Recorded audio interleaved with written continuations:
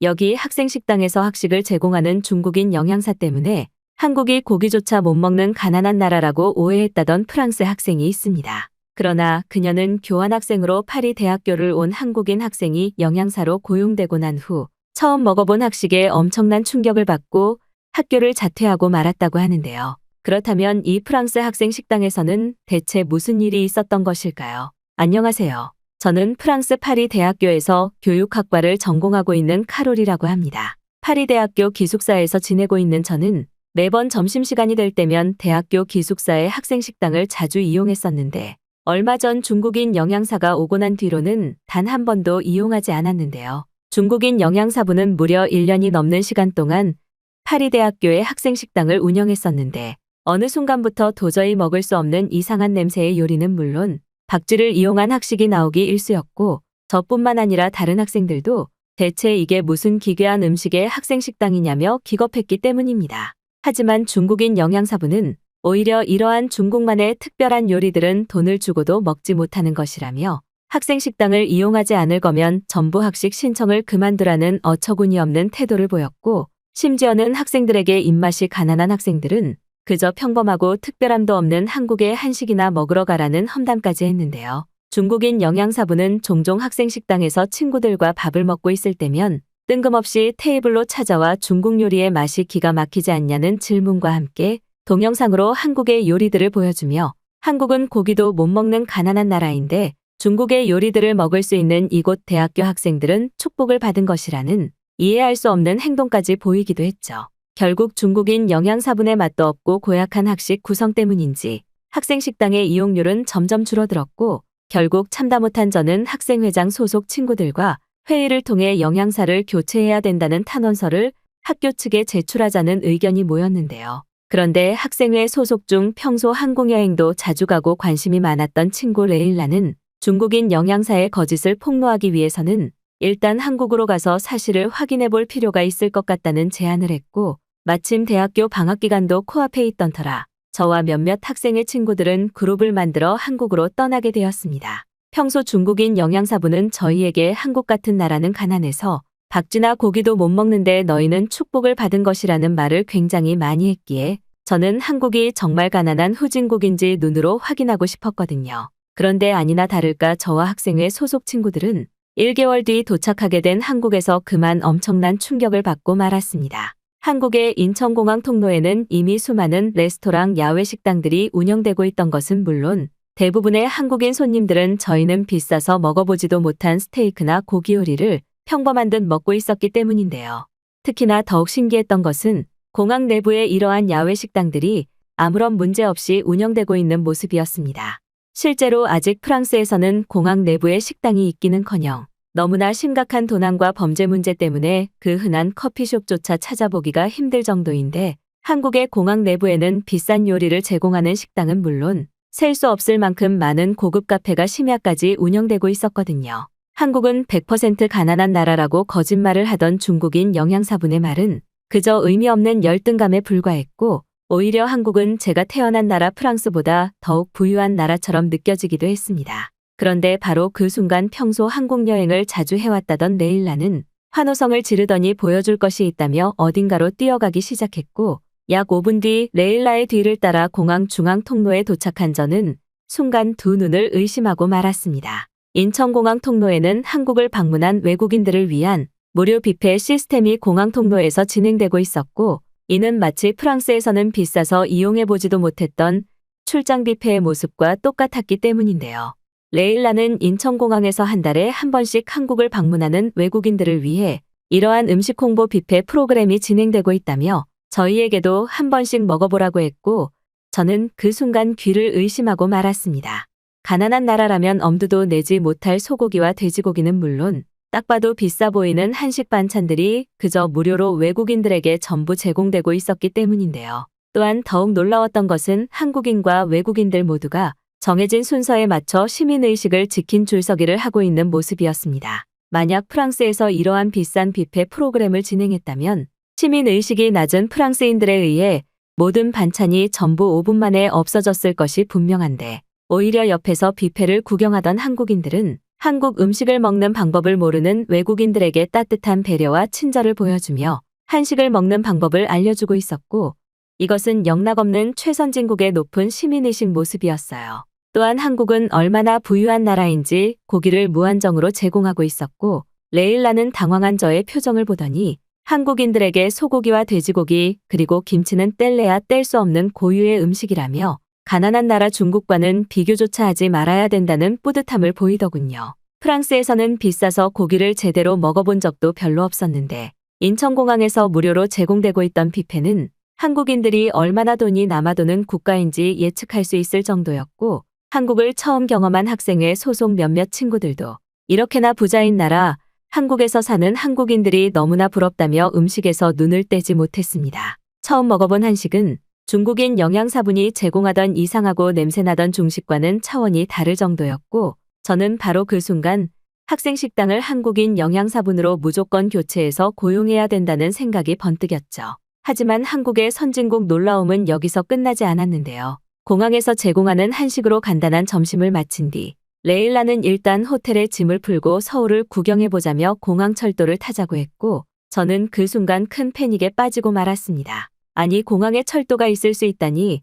저는 도저히 믿기가 어려워서 레일라에게 거짓말이 아니냐며 한국이 대단한 부유 국가인 건 맞지만 과장하지 말라고 했는데, 레일라는 오히려 코웃음을 치더니 그저 따라오라는 말만 했는데요. 그리고 약 10분 뒤 공항 무빙워크를 통해 이동한 저는 눈앞에 보이던 표지판에 그만할 말을 잃고 말았습니다. 그곳에는 영어와 한국어로 공항철도 터미널이라는 표지판이 분명하게 보이고 있었고, 저는 한국의 선진국 교통 인프라가 이렇게나 발전했다는 사실에 당황할 수밖에 없었는데요. 실제로 아직 프랑스에서는 공항에서 이동할 수 있는 교통수단이 없어서 거의 무조건 거액의 돈을 주고 택시를 부르거나 주위 모르는 사람들과 차를 타기 위한 카풀을 해야만 해서 힘들고 번거롭게 집으로 가야만 했는데, 한국은 공항철도뿐만 아니라 버스와 지하철, 심지어는 언제나 이용할 수 있는 대여 스쿠터까지 무료로 제공되고 있었죠. 그리고 역시나 난생 처음 탑승해본 한국의 공항철도는 그 내부마저도 대단했는데요. 탑승할 때마다 좌석에서 빈대가 나오고 아무런 에어컨과 전기 콘센트도 없던 프랑스의 열차와 달리 한국의 공항 열차는 좌석마다 노트북을 이용할 수 있는 테이블은 물론 전기 콘센트와 초고속 인터넷 와이파이까지 무료로 제공되고 있었기 때문입니다. 이러한 모든 서비스가 무료로 제공되고 있다는 사실도 놀라웠지만 더욱더 믿을 수 없었던 것은 바로 열차 내부 복도에서 쓰레기를 전혀 볼 수 없었다는 사실이었죠. 일반적으로 프랑스의 열차는 쓰레기통이 제공되는 곳이 거의 없어서 대부분의 프랑스인들은 열차 복도 바닥에 쓰레기를 임의로 버려서 마음대로 모으는 더러운 문화가 있는데, 한국의 공항 열차는 내부에 쾌적한 쓰레기통은 물론 호텔보다 깨끗한 화장실까지 있어서 눈으로 보면서도 믿기가 어려웠습니다.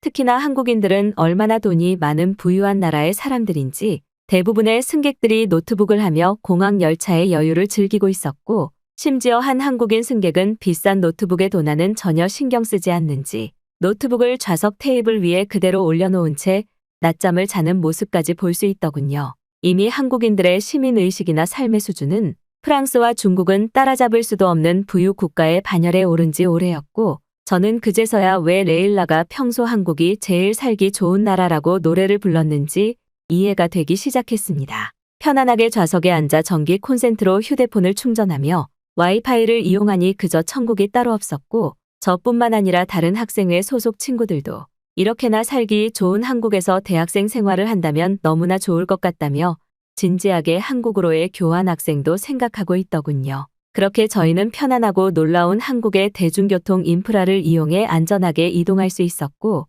레일라 또한 한국에 와서 신이 났는지 서울 도심에서도 알려줄 것이 너무나 많다며 호들갑을 떨기 시작했습니다. 처음 걸어보는 한국의 길거리는 다소 늦은 시간이었지만 치안에 대한 걱정이 전혀 없어서 그런 것인지 프랑스보다 훨씬 다니기에 편리했고, 그렇게 저와 학생회 소속 친구들은 레일라의 뒤를 따라 숙소로 향했는데요. 그런데 바로 그 순간 한국에서의 행복도 잠시 저희에게는 악몽 같은 일이 벌어지고 말았습니다.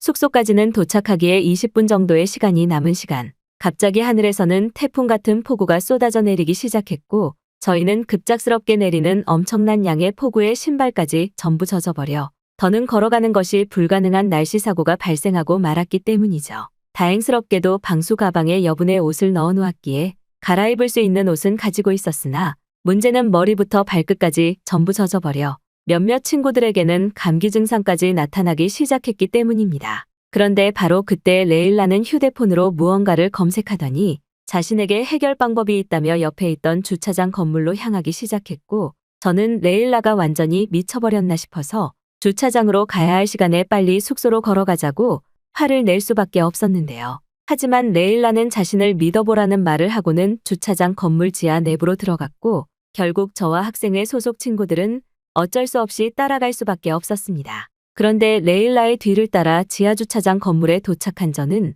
경악을 금치 못하고 말았는데요.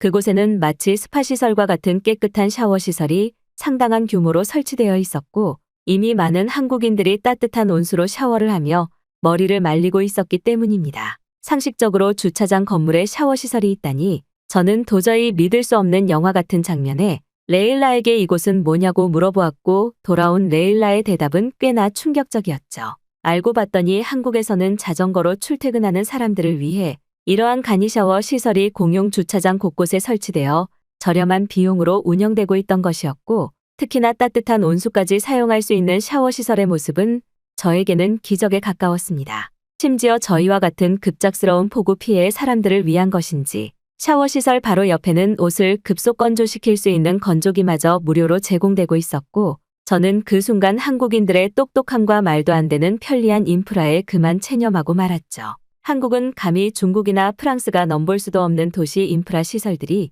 그저 평범하게 운영되고 있던 것이었고, 실제로 경험한 한국의 주차장 샤워시설에서 샤워기에 물을 트는 순간 두 번째 기적이 일어났습니다. 바로 샤워기에서 나오는 물에서 아무런 석회나 불순물이 전혀 보이지 않았기 때문인데요. 일반적으로 프랑스에서는 최근 석회뿐만 아니라 불순물이 수돗물에 섞여 나오는 문제가 너무 심각해서 아이가 있는 가정집에서는 물을 따로 받아 끓인 다음 식혀서 목욕물로 사용해야 할 정도인데, 어째서인지 한국의 주차장 샤워시설은 물을 틀자마자 나오는 물에서도 아무런 불순물을 볼 수 없었기 때문입니다. 말 그대로 너무나 투명하고 맑은 물이 샤워기를 통해 그대로 나오고 있었고, 저뿐만 아니라 다른 학생회 동료들도 이러한 기적을 눈으로 마주한 것인지 바로 옆에 샤워부스에서는 말도 안 된다는 환호성이 들려오고 있었죠.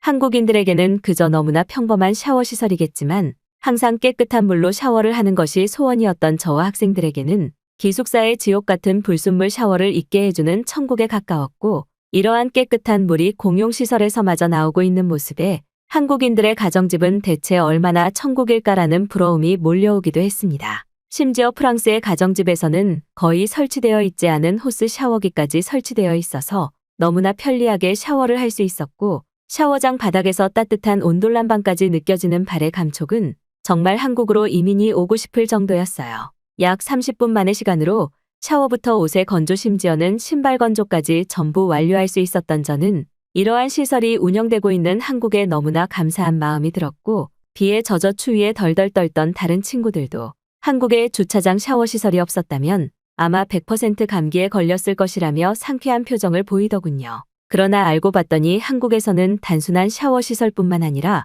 각종 생활에 도움을 주는 편의시설들이 도심 이곳저곳에 설치되어 운영되고 있었고, 그 중에서도 공원 내부에서 책을 빌려주는 도서관이 운영되고 있다는 사실은 레일라에게 들으면서도 믿을 수가 없었습니다. 현재까지도 프랑스에서는 공원이 꽤 운영되고 있기는 하지만 제대로 관리가 되고 있지 않아 늦은 오후 시간이 되면 쥐들이 공원을 뒤덮어버려서 편안한 휴식이 불가능할 정도인데, 한국은 얼마나 돈이 많고 쾌적한 관리가 잘 이루어지고 있는 것인지 공원 내부의 벤치에 앉아 편안하게 무료로 제공되는 책을 읽으며 여유를 즐길 수 있었거든요.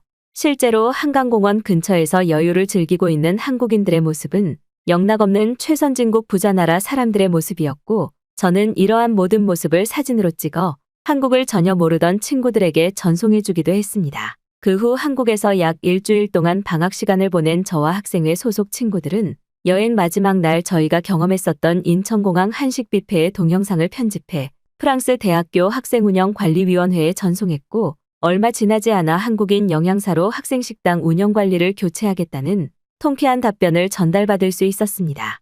그리고 모든 여행이 끝나고 저희가 프랑스의 학생식당으로 돌아왔을 때 한국에 대한 거짓 소문을 퍼뜨리던 중국인 영양사는 사라진 지 오래였고, 저희에게 익숙한 한식의 모습은 물론 정말 오랜만에 학생 식당 전체가 학생들로 가득 차 있는 모습을 볼 수 있었는데요. 알고 봤더니 한국인 영양사로 교체되고 난 직후 학생들에게 퍼진 저희의 한국 체험기 때문인지 학생 식당에는 끝도 없이 학생들이 밀려 들어왔고 맛과 영양 그리고 보기도 좋은 한식의 힘이 합쳐지며 저희 기숙사 학생 식당은 다시 활기를 되찾았던 것이었죠. 프랑스에서도 맛있는 한식을 먹고 있는 지금 저는 아마도 세상에서 제일 행복한 대학교의 학생이 아닐까 싶습니다.